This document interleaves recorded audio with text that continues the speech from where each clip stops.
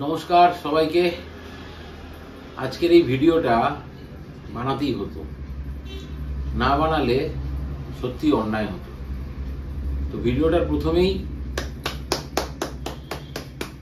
এই হাততালিটা আমি দিলাম সমস্ত Mohun Bagan super giant footballer, Mohun Bagan super giant management, Mohun Bagan super giant সমর্থক এবং সর্বোপরি মিস্টার সঞ্জীব গোয়েঙ্কার জন্য।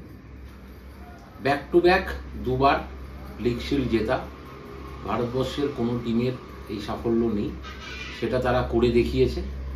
তার জন্য তাদেরকে অনেক অনেক কংগ্রাচুলেশন। যেটা বলতে চাই সেটা হচ্ছে, অনেক মোহনবাগান সমর্থক আমাকে এই 1.5 বছরের ইউটিউব জার্নিতে অনেকভাবেই সাপোর্ট করেছেন, অনেক ভালো কমেন্ট করেছেন। অনেকের নাম হয়তো নিতে হতো, কিন্তু নাম নিতে গেলে ভিডিওটা অনেক লম্বা হয়ে যাবে। ব্যক্তিগত স্তরে মোবাইল নাম্বার নিয়ে যোগাযোগ করেছেন। দুজন বয়োজ্যেষ্ঠ মানুষের কথা বলতে চাই, একজন অজিন দা এবং একজন আশিস দা। মোহনবাগান সমর্থক হয়েও প্রচুর ভালোবাসা দিয়েছেন, প্রচুর সাপোর্ট করেছেন, হেল্প করেছেন এবং তাদেরকেও কংগ্রাচুলেট করতে চাই। ভেবেছিলাম হোয়াটসঅ্যাপে মেসেজ করে বা ফোন করে কংগ্রাচুলেট করব, তারপর ভাবলাম না, ব্যক্তিগত স্তরে না রেখে এই ভিডিওর মাধ্যমেই আপনাদেরকে অভিনন্দন জানাই যে আজকে ব্যাক টু ব্যাক আপনারা দুবার লিগ শিল্ড জিতলেন। 3টে ইনসিডেন্টের কথা বলি। সেটা হচ্ছে যে গতকাল মানে শনিবার দিন সকালবেলা ফুলবাগানের একটি দোকানে আমি টিফিন খাচ্ছিলাম। তো সেখানে এক ছেলের সঙ্গে দেখা হলো, প্রায় আমাকে জড়িয়ে ধরে বললো, কাকু আমি তোমার ভিডিও দেখি, ভীষণ ভালো লাগে, আমি তোমাকে খুব সাপোর্ট করি। ফার্স্ট ইয়ারে পড়ে, ওর নাম শুভদীপ, যতদূর মনে হয় শুভদীপ বা শুভজিৎ, আমি এরকমই এরা কিছু বলেছিল, একটু মনে করতে পারছি না। যাই হোক, শুভদীপ বা শুভজিৎ এরকমই হবে। আজকে আমি সোনারপুর গেছিলাম একটা আমার কাজে সকালবেলা। সেখানে রাস্তায় দাঁড়িয়ে আছি, এক ভাই এলো রাজীব বলে, সেও আমাকে বলল যে এরকম, দাদা তুমি এখানে সোনারপুরে? আলাম তুমি তো বেলেঘাটায় থাকো। আলাম হ্যাঁ, বেলেঘাটায় থেকে একটা কাজে আমি এসেছি সোনারপুরে। না, তোমার ভিডিও দেখি। এসে হ্যান্ডশেক করলো, প্রায় আলিঙ্গন করার মতন ব্যাপার। বললো, দাদা তোমার ভিডিও দেখি, খুব সাপোর্ট করি, খুব ভালো লাগে, খুব ভালো ভিডিও বানাও তুমি। এবং যেখানে যেই কাজটার জন্য গেছিলাম সেখানে যখন পৌঁছালাম, সেখানে 2-3 জন মানুষ বসেছিলেন। তার মধ্যে একজন আমাকে রেকগনাইজ করে বললেন, আর আপনি তো সৌরভ দা, আপনি তো ইউটিউবে ভিডিও বানান, আমি আপনার ভিডিও দেখেছি, আপনি ফ্যামিলি নিয়ে খেলা দেখতে যান, ইস্ট বেঙ্গল নিয়ে খুব প্যাশনেট আপনি, খুব ভালো লাগে, চালিয়ে যান, আমরা অনেক সাপোর্ট করি আপনাকে। সেই দাদার নামটা আমার জানা হয়নি, আগে দুজনের নাম আমি বললাম। এবং সৌভাগ্যক্রমে সেই 3 জনই কিন্তু মোহনবাগান সমর্থক। এবং লাস্ট যে মোহনবাগান দাদার কথা বললাম, যার নামটা জানা হয়নি, তার আদি বাড়ি হচ্ছে শিলিগুড়ি। শিলিগুড়িতে থেকেও সে মোহনবাগান সমর্থক। সে বললো, বুঝতেই তো পারছেন শিলিগুড়িতে থেকে আমি মোহনবাগান সমর্থক, মানে কি প্রতিকূলতার মধ্যে আমি রয়েছি। হ্যাঁ বললাম, একদম বুঝতে পারছি। তো এই 1.5 বছরের ইউটিউব জার্নিতে মোহনবাগান সমর্থকদের কাছ থেকে আমি অনেক সাপোর্ট ভালোবাসা পেয়েছি। কিন্তু রাস্তায় দেখা হয়ে, এর আগেও সামনাসামনি এক ভাই একজন দুজন বলেছিল কথা, কিন্তু আজ এই 3টে ইনসিডেন্ট বললাম আপনাদেরকে, যে 3 জন অত্যন্ত আন্তরিকতার সঙ্গে আমাকে সাপোর্ট করেছে। এবং 3 জনকেই, প্রত্যেককেই আমি অগ্রিম অভিনন্দন জানিয়েছিলাম। আমার এই ভিডিও তোমরা নিশ্চয়ই দেখবে, তো তোমরা পারলে কমেন্ট করে জানিও। আমি তোমাদের নাম নিলাম, আর লাস্ট দাদার নামটা আমি জানা হয়নি, তো আই এম সরি, তোমার নামটা আমার জানা উচিত ছিল। তো তোমরা পারলে কমেন্ট করো যে হ্যাঁ তোমাদের সঙ্গে দেখা হয়েছিল। হয়তো ভিডিওতে নেওয়া উচিত ছিল, বাট সেই পরিস্থিতি ছিল না বলে আমি হয়তো নিতে পারিনি। তো যেটা বিষয় সেটা হচ্ছে কি, এরকম অগণিত মোহনবাগান সমর্থকের ভালোবাসা আমিও পেয়েছি। তো আমারও মুক্ত কণ্ঠে তোমাদেরকে কংগ্রাচুলেট করতে কোথাও বাধা নেই, এবং যেটা বাস্তব সেটাকে মানতে হবে। আমি সবসময় বলেছি এই 1.5 বছরের জার্নিতে আমি ইস্টবেঙ্গল সমর্থক, কট্টর ইস্টবেঙ্গল সমর্থক, আজীবন ইস্টবেঙ্গলই থাকবো। তাতে ইস্টবেঙ্গল যদি আগামী আরও দিনও কিছু সাফল্য না পায়, তাও আমি মানে শেষ নিঃশ্বাস অবধি ইস্টবেঙ্গলই থাকবে। এটা তো পরিবর্তন করা সম্ভব নয়, কিন্তু যেটা ভালো সেটাকে তো ভালো বলতেই হবে। তো যেটা ভালো সেটাকে ভালো বলছি, যে মোহনবাগান সুপার জায়ান্ট ম্যানেজমেন্ট অসাধারণ টিম বানাচ্ছে, অসাধারণ ফুটবল খেলছে।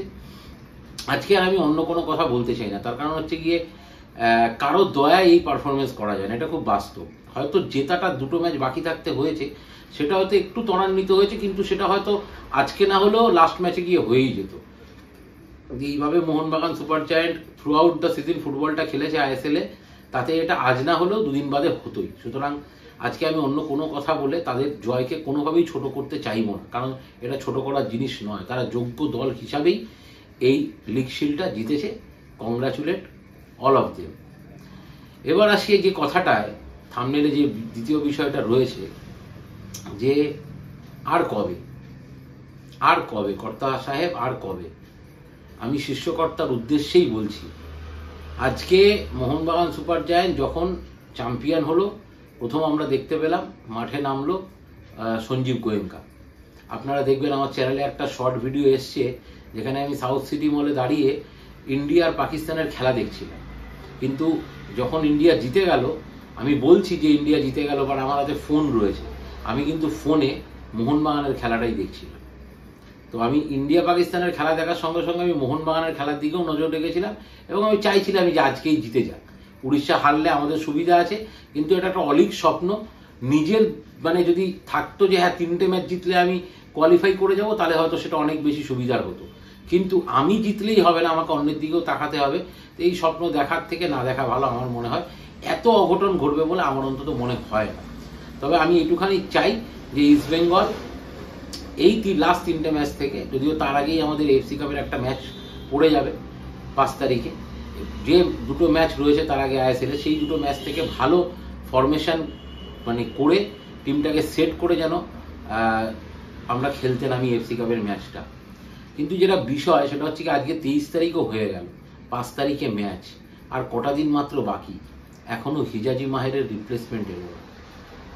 এবং যেটা বলছিলাম যে সঞ্জীব গোয়েঙ্কা নামলো প্রথম মাঠে, অনেকক্ষণ বাদে আমরা দেখতে পেলাম দেবাশিস দত্ত মাঠে এলেন। কিন্তু আজকে যদি এটা ইস্টবেঙ্গল হতো, তাহলে সবার আগে বোধহয় মাঠে আপনাকেই দেখা যেত, কারণ আপনি ইস্টবেঙ্গলের মুখ। আমরা আমাদের আদিত্য আগরওয়াল বা মনীষ গোয়েঙ্কা বা বিভাস আগরওয়ালকে হয়তো মাঠে দেখতে পেতাম না, ক্যামেরার বুমগুলো হয়তো আপনার মুখের দিকেই থাকতো, টোটাল সব ক্যামেরা হয়তো আপনাকেই ফোকাস করতো। কিন্তু সেটা তো হচ্ছে না বছরের পর বছর। আজকে প্রায় 22 বছর হয়ে গেল আমরা সর্বভারতীয় কোনো লিগ জিতিনি।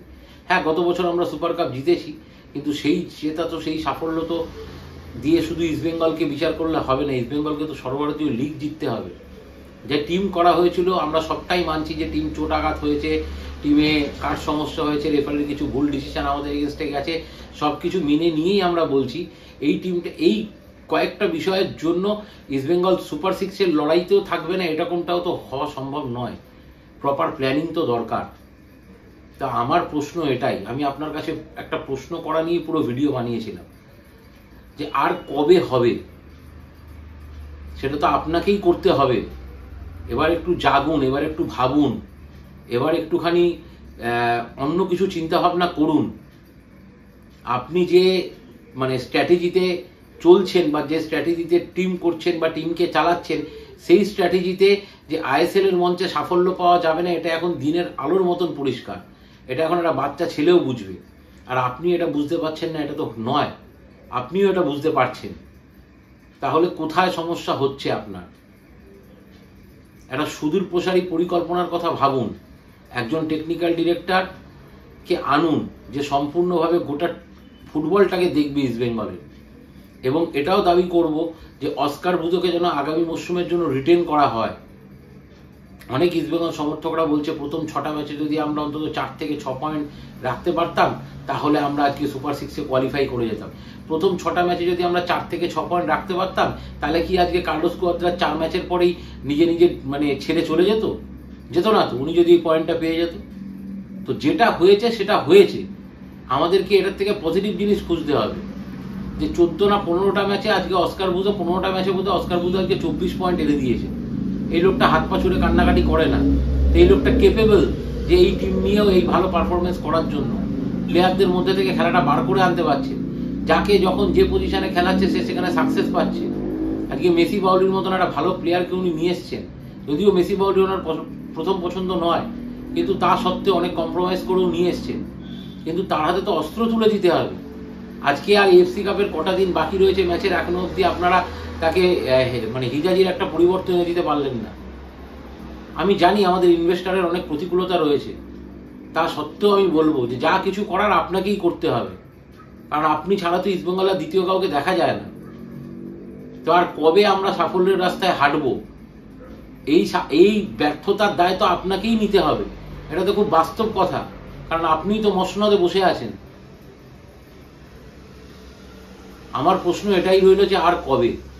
এই প্রশ্নের উত্তর আমি কবে পাবো আমি জানি না, তবে এই প্রশ্ন তুলছি। চারদিক থেকে আওয়াজ উঠছে এবং এই আওয়াজ তুলতেই হবে। আজকে ইন্ডিয়া জিতেছে পাকিস্তানের এগেনস্টে। জেনারেলি কি হতো আমরা এর আগে দেখেছি, যখন ইন্ডিয়া পাকিস্তানের এগেনস্টে জিততো বিশ্বকাপ বা আইসিসির কোনো টুর্নামেন্টে, তখন রাস্তাঘাটে লোকজন বেরিয়ে পড়তো। আমরাও বেরিয়ে পড়েছি একটা সময় বাইক নিয়ে, গাড়ি নিয়ে, বাজনা নিয়ে সেলিব্রেট করতে। কিন্তু আজকে ইন্ডিয়া পাকিস্তানকে হারিয়েছে। আমি সাউথ সিটি মল থেকে বেলেঘাটা অবধি আসলাম, গোটা রাস্তায় কোথাও দেখলাম না যে কেউ ইন্ডিয়ার ফ্ল্যাগ নিয়ে কোথাও ঘুরে বেড়াচ্ছে বা সেলিব্রেট করছে, কোথাও দেখলাম না। কেন? কারণ এটা গা সভা হয়ে গেছে যে পাকিস্তানের যা টিম, ও ছোট টিম, ইন্ডিয়া হারাবেই, জিতবেই। আইএসএল এর ডার্বিতেও আমাদের সেই জায়গাটাই চলে গেছে। এটা তো শুধুমাত্র ইস্টবেঙ্গল আর মোহনবাগানের লেগাসি আছে বলে এখনো অবধি এই লড়াইটা হচ্ছে, যে এখনো অবধি ডার্বির এই রোমাঞ্চটা রয়েছে। কিন্তু এই ডার্বিটাকে, এই ডার্বির রোমাঞ্চটাকে ওই ইন্ডিয়া পাকিস্তানের ক্রিকেট ম্যাচের জায়গায় নিয়ে যাবেন না কাইন্ডলি, যেখানে দুদিন বাদে এই ম্যাচটা একটা ছোট ম্যাচের জায়গায় পরিণত হবে যে মোহনবাগান তো ইস্টবেঙ্গলকে হারাবি। এই বিষয়গুলোকে একটু ভাবতে হবে আপনাকে। তাই সরাসরি বলছি, সরাসরি প্রশ্ন রাখছি যে আর কবে ইস্টবেঙ্গল সমর্থকরা হাসবে, আর কবে ইস্টবেঙ্গল সমর্থকরা কলার তুলে যাবে মাঠে, আর কবে ইস্টবেঙ্গল সমর্থকরা ওই গ্যালারিতে বুক চিতিয়ে লড়াই করবে, আর কবে সেলিব্রেশন করবে। সর্বভারতীয় লিগ চাই, এটুখানি বলতে চাই আপনাকে যে আপনার এবার এমন কিছু স্টেপ নেওয়ার সময় হয়েছে যে স্টেপ না নিলে ইস্টবেঙ্গল অন্ধকারে তলিয়ে যাবে। ইস্টবেঙ্গলকে অন্ধকারে তলিয়ে যাওয়ার হাত থেকে বাঁচান এবং আমাদেরকে সাফল্যের রাস্তায় হাঁটান। এই বলেই আজকের এই ভিডিওটা শেষ করছি এবং মোহনবাগানকে আরও একবার অনেক অনেক কংগ্রাচুলেশন, এবং মোহনবাগানের সমস্ত সমর্থকদের অনেক অনেক কংগ্রাচুলেশন, প্লেয়ারদেরকে কংগ্রাচুলেশন, ম্যানেজমেন্টকে কংগ্রাচুলেশন যে তারা ব্যাক টু ব্যাক দুবার লিগ শিল্ড জিতলো।